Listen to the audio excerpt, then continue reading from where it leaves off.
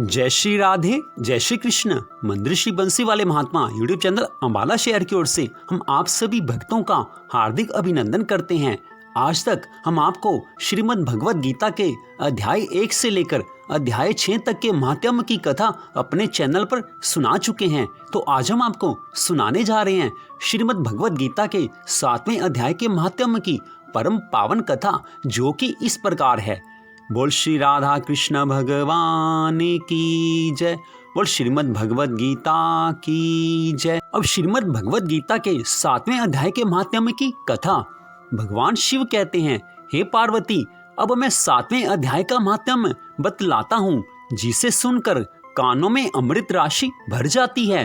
पाटलिपुत्र नामक एक दुर्गम नगर है, जिसका गोपुर द्वार बहुत ही ऊंचा है। उस नगर में शंकुकर्ण नामक एक ब्राह्मण रहता था। उसने वैश्यवृत्ति का आश्रय लेकर बहुत धन कमाया, किंतु न तो कभी पितरों का तर्पण किया और न देवताओं का पूजन ही किया।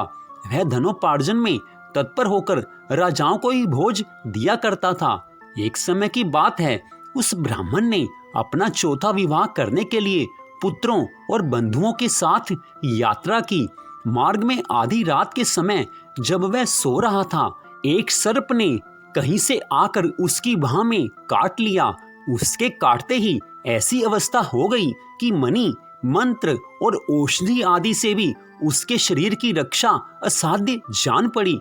तत्पश्चात कुछ ही क्षणों में उसके प्राण पखेरु उड़ गए। फिर बहुत समय के बाद वह प्रेत सर्प योनि में उत्पन्न हुआ। उसका चित्त धन की वासना में बंधा था। उसने पूर्व वृतांत को स्मरण करके सोचा कि मैंने जो घर के बाहर करोड़ों की संख्या में अपना धन गाड़ रखा है, उससे इन पुत्रों को वंचित करके स्वयं ही उसकी रक्षा करूंगा।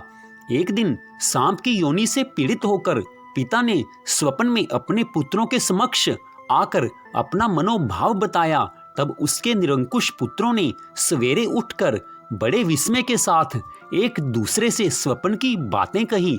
उनमें से मंझला पुत्र कुदाल हाथ में लिए घर से निकला और जहां उसके पिता सर्प योनि धारण करके रहते थे, उस स्थान पर गया। यद्यपि उसे धन के स्थान का ठीक ठीक पता नहीं था, तो भी उसने चिन्हों से उसका ठीक निश्चय कर लिया और लोभ बुद्धि से वहां पहुंचकर बांबी को खोदना आरंभ किया। तब उस बांबी से बड़ा भयानक सांप प्रकट हुआ और बोला, ओ मूढ़, तू कौन है? किस लिए आया है? क्यों बिल खोद रहा है? अथवा किसने तुझे भेजा है? ये सारी बातें मेरे सामने बता।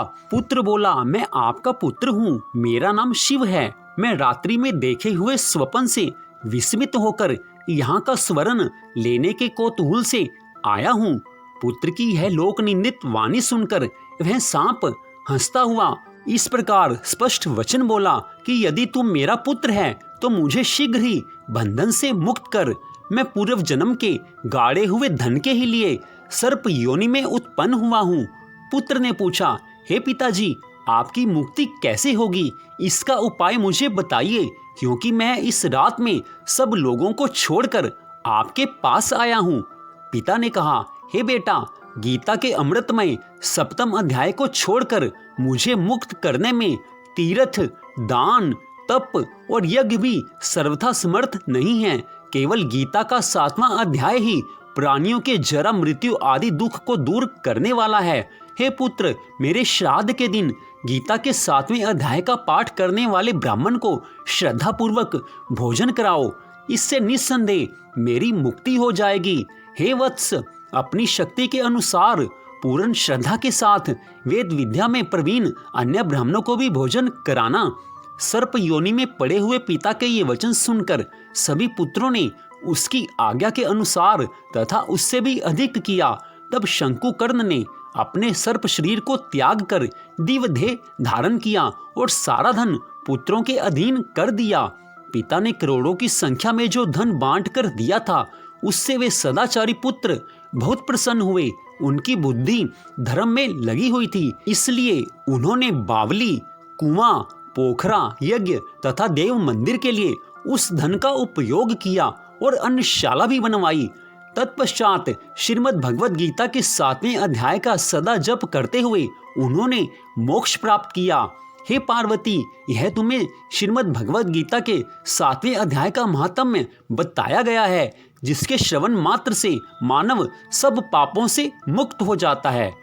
तो इस प्रकार श्रीमद् भगवद गीता के 7वें अध्याय के महात्म्य की कथा आपने सुनी। तो इसमें भगवान शंकर माता पार्वती जी से स्पष्ट कह रहे हैं कि 7वें अध्याय के महात्म्य को सुनने से मनुष्य के सभी पापों का नाश हो जाता है। तो मंदिर श्री बंसी वाले महात्मा यूट्यूब चैनल अंबाला शहर की ओर से आपने इस परम पावन कथा को सुना। आपसे निवेदन है कि श्री कार्तिक मास महात्म्य के सभी अध्यायों की कथा भी आप हमारे चैनल पर अवश्य सुनिए, जिनका लिंक हमने इसी वीडियो के डिस्क्रिप्शन में दिया हुआ है। भगवान की और भी कथाओं के लिए कृपया आप हमारे चैनल को सब्सक्राइब कीजिए, ताकि भगवान की कथाओं को आप सुन सकें। तो आप सबका हार्दिक धन्यवाद।